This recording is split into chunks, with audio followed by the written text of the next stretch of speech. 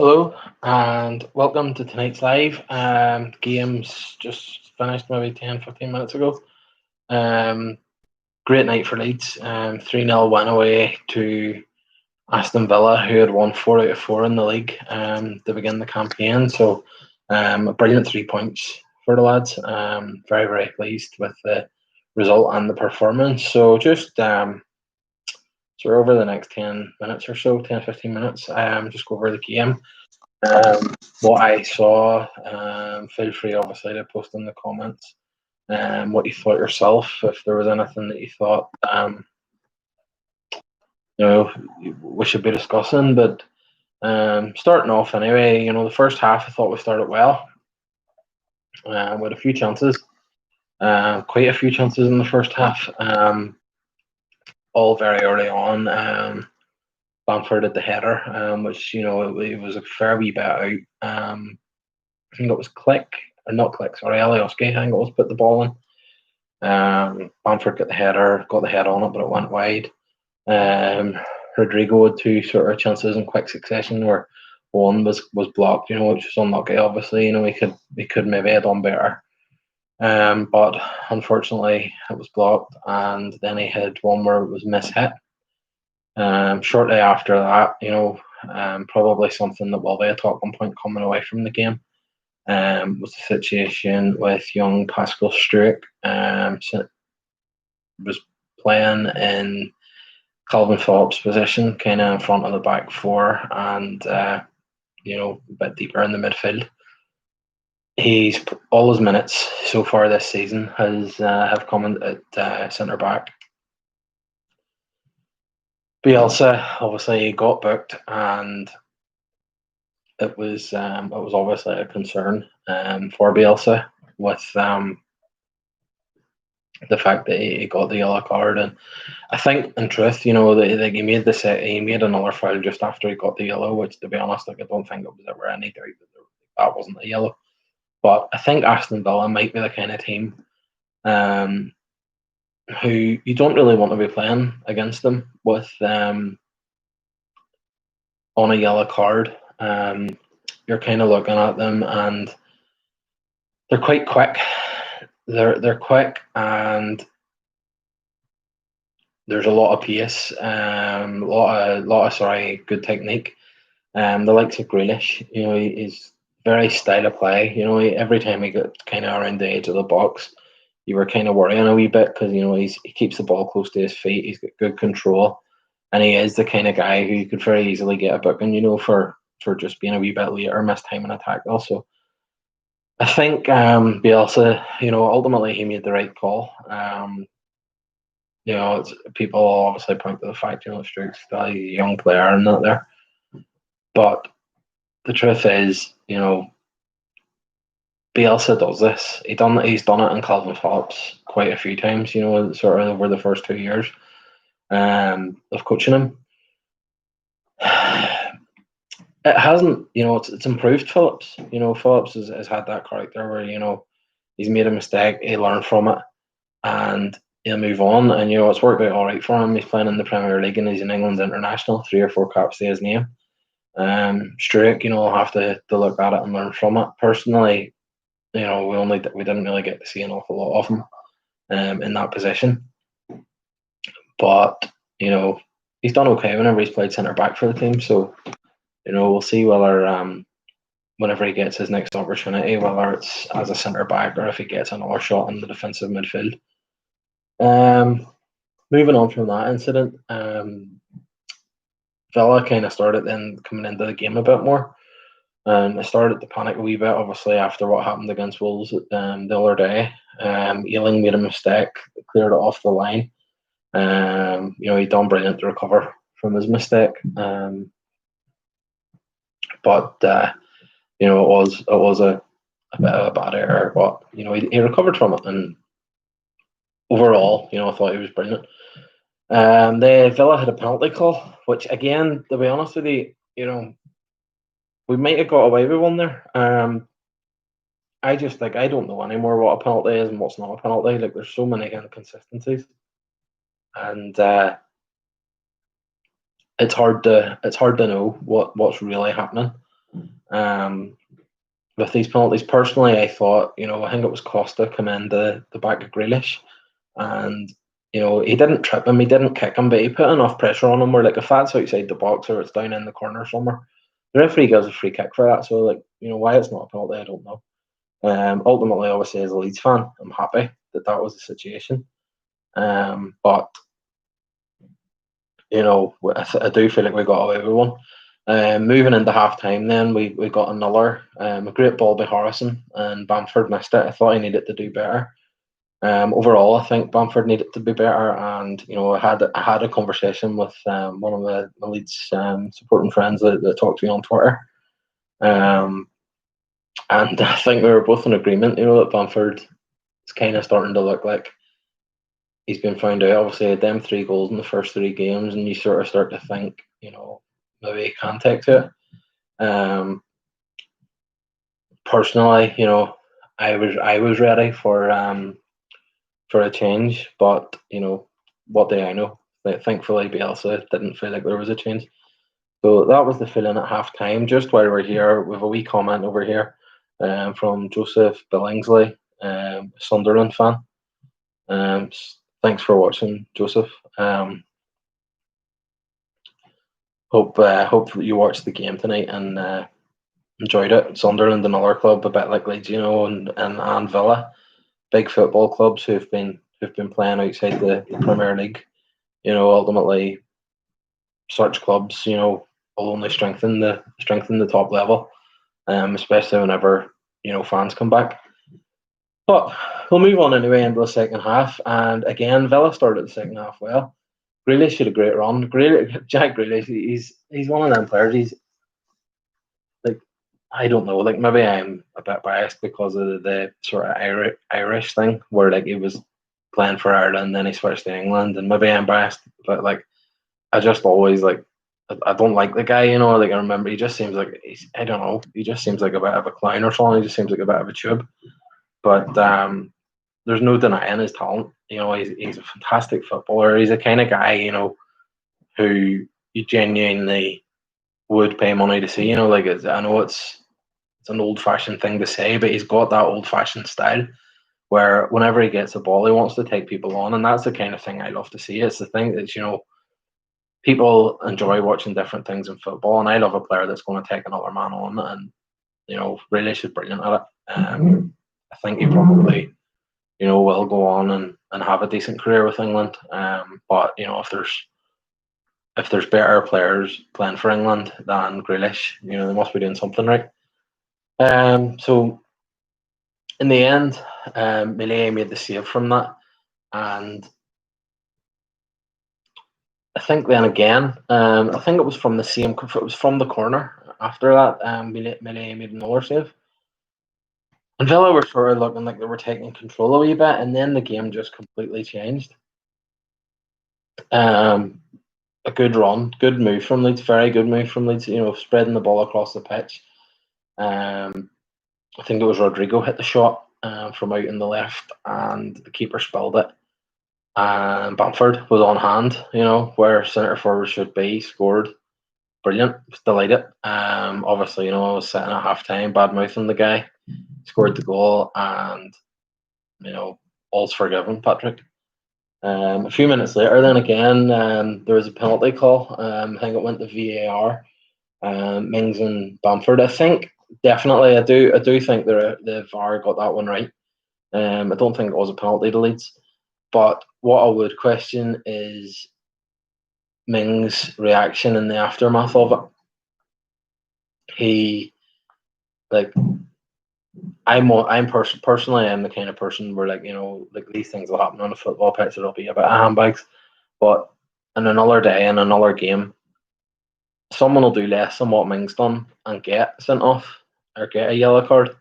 Like, he literally dragged Bamford up, dragged him up, and then pushed him away. Like, it was physical. And personally, my opinion would be not to do anything if you're the referee there, but all we want is consistency. We're like, I've no doubt at some point, some game in the weekend, there'll be something similar, and it'll go the other way. So 1-0 to Leeds, and it's tight game. We're still worried. Villa's got a lot of. You sort of look at the Villa team, and from midfield on, they look very, very good. Defensively, I know Mings obviously is an England international, but he's a guy who I think you can get at, and they're back four. The goalkeeper's quite good, but I thought he maybe could have done better for Bamford first. But he done well for Arsenal last year. And personally, I would have been interested maybe if Leeds had went for him, but it was a tight game. The second goal then came, brilliant finish from Bamford. Clicked on it, ran very well into the box, or up forward, sorry, and played it to Bamford at the edge of the box, and it was a brilliant finish, very, very good finish from Bamford. You don't really see him do that too much. Remember a couple of goals, where he's hit it from outside the box, but they tend to be few and far between. I felt after we went 2-0 up, I thought Aston Villa looked like they maybe gave up a wee bit. I think the second goal maybe killed them off a bit. They looked a wee bit sort of like lax, and they're passing a bit slow. Players weren't tracking back as fast. They did. I genuinely thought they looked poor after we went 2-0. But credit to our lads. The third goal. There was a brilliant pass in the build up. I think it was Rodrigo. I couldn't see like the shirt number as such, but I think it was Rodrigo made the pass, which released Costa, and then obviously he linked up with Bamford, and it was another brilliant finish from Bamford for a hat trick and double his tally for the season. I think that's him up to 6 now. Which must be quite close to the top goal scorer. I know Calvert-Lewin has something like that, but I'll just have a wee double check and just have a quick look and see who is the top goal scorer in the Premier League now. Let me see. Players.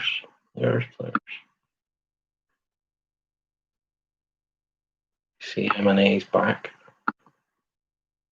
Oh, Son has got 7, and Calvert-Lewin's got 7. Bamford's got 6, along with Mo Salah. It's ultimately, whenever the time comes, like I'm not like personally, I don't think that Bamford's probably going to be there for good. So whenever it is the time for Bamford to move on, all these goals in the Premier League are certainly, they're adding to his transfer value. So he's doing quite well. So after 3-0, and also the game was kind of over. There was the VAR, the penalty call for that potential handball. I think it was a penalty. I think maybe in a tighter game, the referee might have been more inclined, or the VAR might have been more inclined to give that. Like I know, like it was close. So the ball come off his own player, and it was close, but his hand was in a weird position, and whenever your hand's in a weird position and it hits your hand, it's a penalty. So I think we got that one wrong. The last sort of part from the game on that we talk about was Rafinha. I thought he done quite well whenever he come on. They had a brilliant pass, which put Harrison free down the left, and he played a lovely ball into Pablo. And unfortunately, Pablo sort of swung a bit at his shot, and went way off target. Whenever realistically, if he had took a touch, he probably would have had a lot of time and been able to pick a spot and probably would have scored. But it wasn't to be. But definitely, I thought Rafinha looked lively when he came on, as he's going to have to be, because the guys that are holding the shirts at the minute, Harrison and Costa, they've been playing well. Harrison particularly, I thought was brilliant tonight. He just constantly terrorised the right back for Villa. It was a good contest, but Harrison just seemed to be getting the better of him every time. I thought Rodrigo was very good as well. I feel like if he could just add a couple more goals, he obviously had 2 good chances tonight. But if he could add a few more goals to his game, like his passing is very good. He's playing in an attacking position, and his pass percentage success rate, is very, very high. I'll just double check. I know it was like whenever I was looking at it during the game and stuff, it was like 90 something percent. So I'm just gonna have a flick here and see what he ended up with. Um, Rodrigo Moreno. Let me see tonight's game. So yeah, he played 79 minutes tonight. Right, yeah, I thought he was good. But if you sorry, it's just taking me a wee minute to find out what he finished on.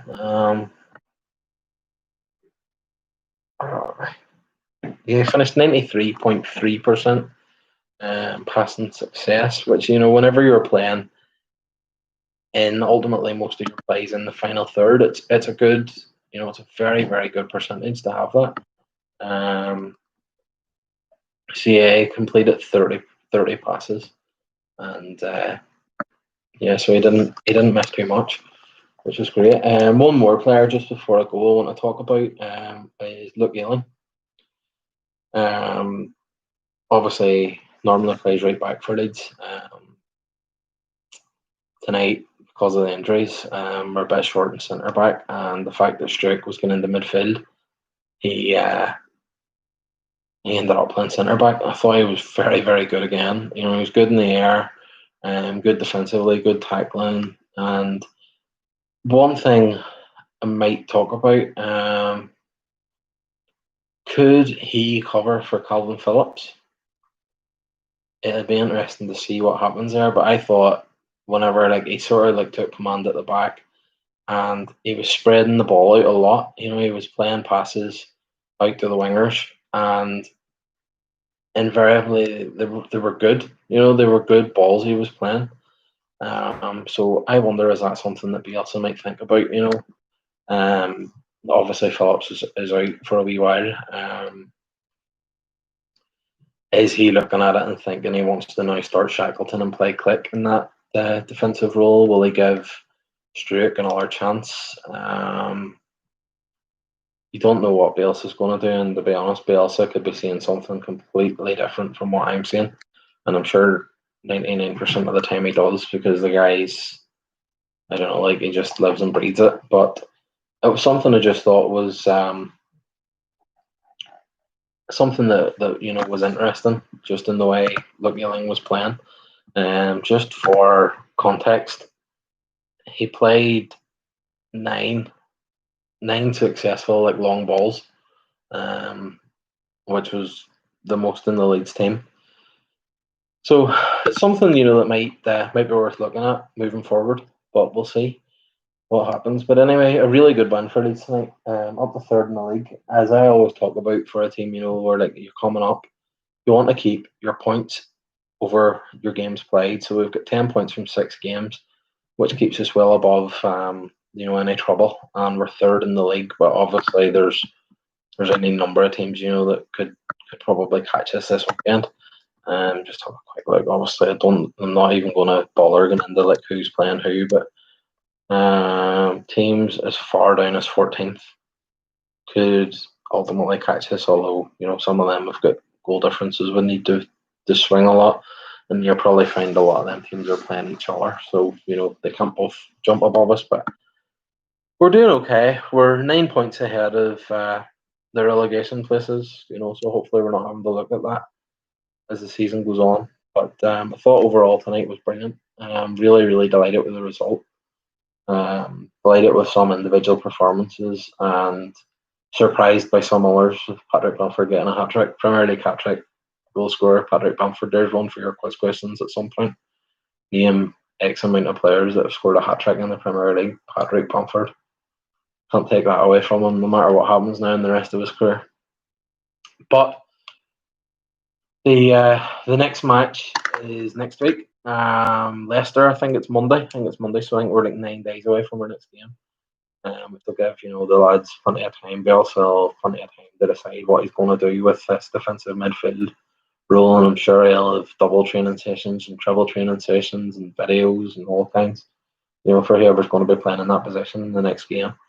But tonight's a good night, and delighted with the result. So that's all I've got time for tonight. There'll be plenty more to come over the weekend on the channel. I'll probably do something tomorrow with the Barcelona and Real Madrid game on. and hopefully there'll be a wee bit more from myself over the weekend. But for now, thanks for watching, and enjoy your night, and particularly if you're a Leeds fan, I'm sure you probably will. Thank you.